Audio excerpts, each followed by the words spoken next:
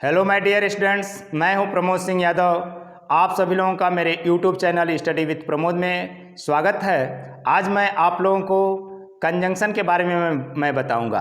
Conjunction क्या होता है, कंजंक्शन किसे कहते हैं, कंजंक्शन क्या काम करता है, इसके बारे में मैं आज आप लोगों को इस कॉन्सेप्ट को क्लियर करूंगा।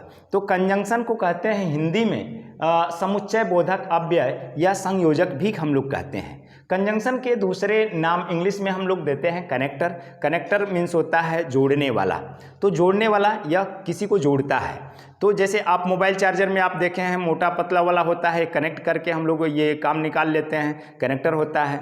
और जंक्शन मीन्स आप सभी लोग सुने होंगे कि दो स्टेशनों को जो जोड़ता है उसको जंक्शन कहते हैं। जैसे ट्रेनें आते हैं, दो स्टेशन होते हैं, 3 स्टेशन होते हैं, वहाँ पर जंक्शन आपने देखा सुना होगा, देखे भी होंगे, सुने भी होंगे। अब यहाँ पर कंजंक्शन का मतलब है जोड़ने वाला शब्द। यह आपको दिमाग में रख लेना है कि कंजंक्शन मीन्स होता है कनेक्टर। तो कनेक्टर या किनको किनको जोड़ता है, यह आपको दिमाग में बैठाना है। हम डिफिनेशन में आपको लिखे हैं कि परिभाषा में कि a conjunction is a joining word. Conjunction एक जोड़ने वाला शब्द होता है विच ज्वाइंस, जो जोड़ता है two words, phrases, clauses or sentences. यह दो शब्दों, दो वाक्यांशों, दो उपवाक्यों या दो वाक्यों को आपस में जोड़ता है, उसे हम लोग कंजंक्शन कहते हैं, संयोजक कहते हैं। आइए एग्जाम्पल के माध्यम से भी आपको हम समझा दें कि कंजंक्शन क्या होते हैं। Raj and Mukul went to see the fair. Raj और मुकुल मेला देखने के लिए गए। तो आप देख रहे हैं कि राज एक वर्ड है, दूसरा वर्ड आपका मुकुल है। इन दोनों वर्डों को जोड़ने का काम एंड किया है, तो एंड को कंजंक्शन कहेंगे। दूसरे वाले सेंटेंस में महिमा is reading on the room. महिमा कमरे में पढ़ रही है, और ऑन द रूफ या छत पर। महिमा कमरे में या छत पर पढ़ रही है। तो यह इन द रूम एक वाक्यांश है, दूसरा आपका वाक्यांश आपका ऑन द रूफ है। इन दोनों वाक्यांशों को जोड़ने का काम आर कर रहा है। वाक्यांश फ्रेज किसको कहते हैं? फ्रेज क्या होता है? फ्रेज मीन्स वाक्यांश हिंदी में कहते हैं वाक्य का ही एक छोटा सा अंश होता है जो पूर्ण भाव व्यक्त नहीं करता है, इसमें कर्ता क्रिया नहीं होते हैं, तो वाक्यांश कहते हैं। तो आर यहाँ पर कंजंक्शन है क्योंकि दो वाक्यांशों को यहाँ पर जोड़ रहा है। अगला है कि if you work hard you will pass. यदि तुम कठिन परिश्रम करोगे तो पास हो जाओगे। तो यहाँ यह कामा लगा हुआ है, तो यह मत समझ लीजिए कि यह कामा कनेक्टर है। नहीं, कनेक्टर तो है आपका इफ़। यह पूरा आपका सेंटेंस है। इस पूरे सेंटेंस में ये यू वर्क हार्ड है और यू विल पास, यह उपवाक्य है। उपवाक्य का मतलब होता है वाक्य का ही एक छोटा सा भाग होता है जिसमें कि कर्ता और क्रिया होते हैं। कर्ता और क्रिया का होना जरूरी होता है, उसको उपवाक्य कहते हैं। अब आइए उसी सेंटेंस को हमने लिख दिया है यहाँ पर, आपको अच्छी तरह से समझने के लिए हमने लिखा है, उसी को आर करके हमने लिखा है कि you will pass if you work hard. तुम पास हो जाओगे यदि तुम कठिन परिश्रम करोगे। तो यह एक उपवाक्य आपका यू विल पास है, दूसरा आपका उपवाक्य यानी क्लाज आपका यू वर्क हार्ड है। इन दोनों उपवाक्यों को इफ जोड़ रहा है, तो इफ को हम लोग कहेंगे कि यह कंजंक्शन है। आइए चौथे वाले सेंटेंस में ही passed but his sister failed. वह पास हो गया लेकिन उसकी बहन फेल हो गई।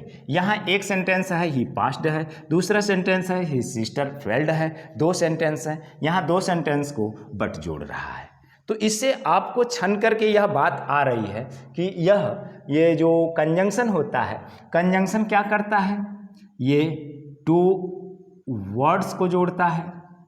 टू वर्ड्स, कौन सा टू वर्ड्स? यहाँ एंड, पहले वाले सेंटेंस में एंड जो है टू वर्ड, कौन वर्ड?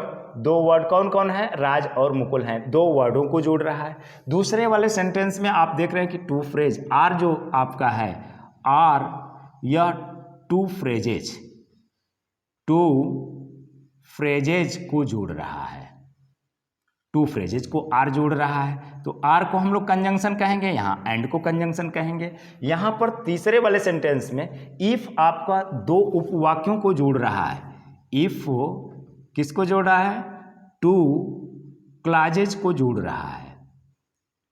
To clauses. चौथे वाले सेंटेंस में आप देख रहे हैं कि यह जो बट आपका है, बट ये टू सेंटेंस, पहला सेंटेंस ही पास्ट, दूसरा सेंटेंस ही सिस्टर फेल्ड, टू सेंटेंसेस को जोड़ रहा है।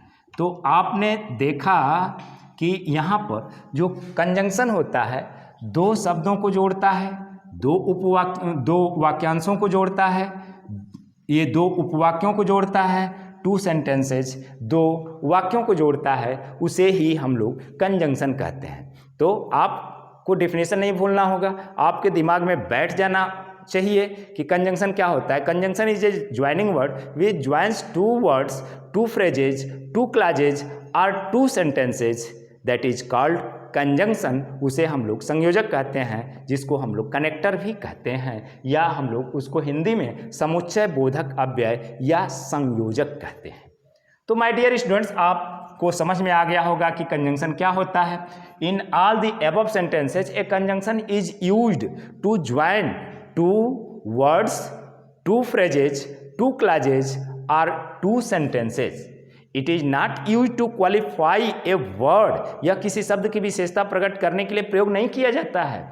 And it is not use to connect with an object, यह किसी ऑब्जेक्ट से ये जोड़, किसी ऑब्जेक्ट से संबंध यह नहीं रखता है। Besides the same word can be used as an adverb, as a preposition और एज ए कंजंक्शन।